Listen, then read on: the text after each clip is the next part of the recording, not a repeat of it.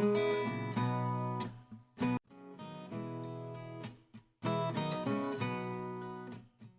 my focus question is, how could I make this like a better lesson? My room's a lot smaller. There's not enough room to hide things. So I was just kind of looking for your input on that.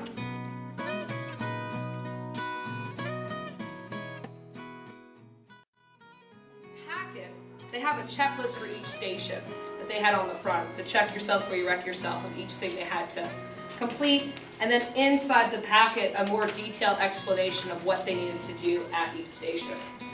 So the first station was using the 6-packs. The second station had them going to the media center. We go to the library once a week.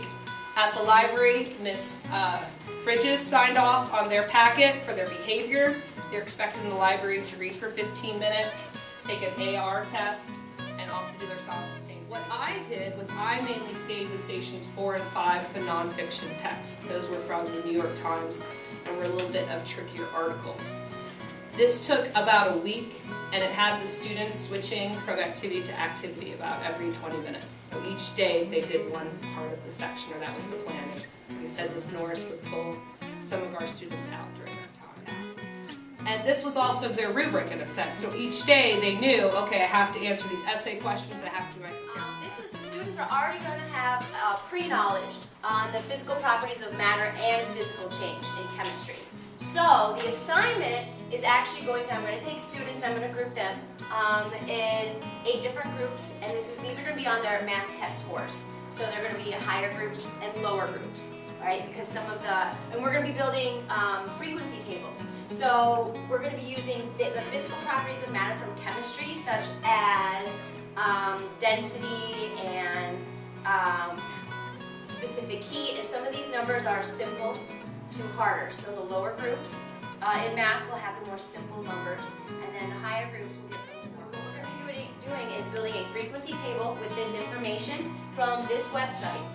And so I'm going to give each group their own property, physical property in chemistry, and then I'm going to click on the first 10 elements on the periodic table, and each student will record their data, which is showing up there in their groups. The class could have a different item, or you could double them up depending on if you were doing this with a short story and there weren't as many items, you could repeat the items.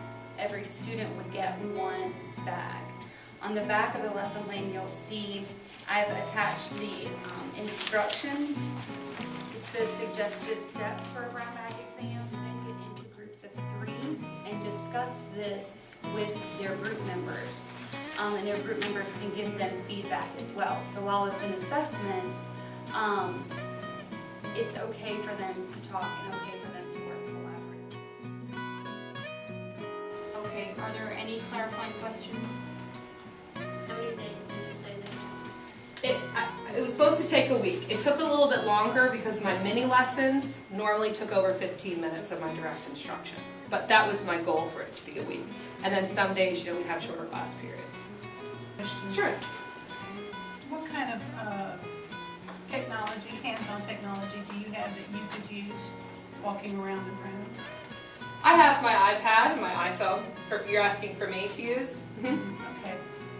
I wonder what's coming next. No, it was just related to your focus question. Oh, okay, How cool. will you assess your Right, students? so right now I was just going to informally assess it with a classroom discussion to make sure that they can look at that graph, and I want them to self-discover the trend for the periodic table themselves, and we'll hold a classroom discussion discussing what this graph could represent and what it means to the periodic table. Right, and I'll give them an exit ticket, is what I was planning. I do like the fact that how you integrated the math so that students will get extra practice with their concepts. I do like that.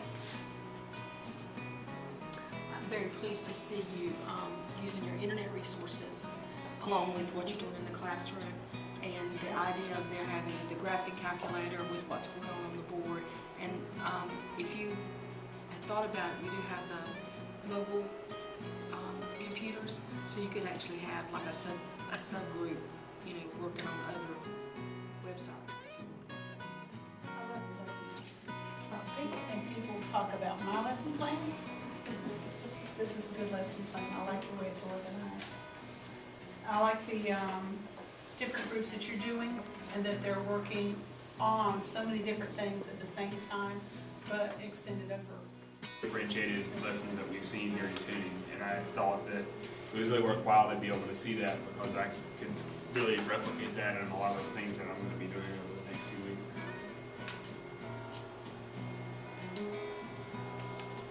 I'm going to just piggyback up what Mr. Massengill said, and I think the different types of activities, it really appeals to all types of learners. So there's something that each one of them is going to really enjoy doing. So I like that in the lesson plan.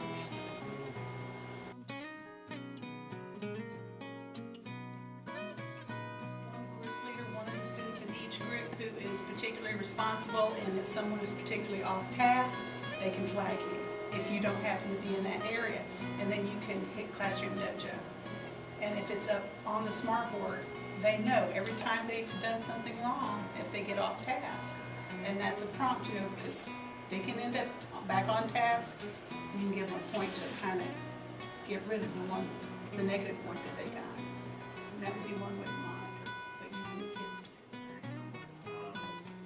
When they get to the high school and start collaborative grouping, I'm sure that they're going to be doing group evaluation, so where they'll be grading each other in groups. So might as well start them on it now. You know, you could use them in terms of participation grades using Class Dojo, but you could also have them grade their own work. So, you know, have that be a built-in part of your location, and that used to be an old classroom, so I know what you mean, it's tiny. And you could take it to another location. You could go to the media center, which would be a bigger space, and you would have maybe the media specialist in there with you, like book the media center, so that way you have another person in there to help you monitor the students as well.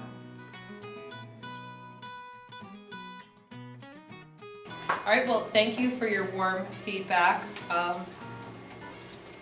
It did take a while to build a lesson plan. I know it's a little in depth, but it worked for a couple of days, and you could model it with different types of texts. For your cool feedback, I really like the idea of making direct steps of what's to be accomplished each day. I did tell them, like, this group, you were on station 1, you're on station 2, you're on station 3, and I stopped with that. Next time, you're right, I should remind them, this is what you need to do in station 1 verbally. It's on their checklist, but you're right, keep them on task. And next time I would have a timer going on the smartboard constantly, just to kind of remind them of where the clock is. All right, thank you for your warm feedback. I'm a kinesthetic learner too, so I like to be able to be hands-on and moving around, so that's kind of the reason I like this. Cool feedback, I like the gallery walk idea. I think that's great to kind of give them a structured set of time to do certain problems. Moving the location, that'd be great because the bookshelves, I can kind of hide, you know, those cards everywhere, and like you said, I have another person to monitor. And I have done scavenger hunts in the computer lab, and they really like that. And yeah, I like the center component too, because it's able, you know, the kids that even just that may not feel well, they don't want to get up and move around, they kind of have an extra option, which I like. So.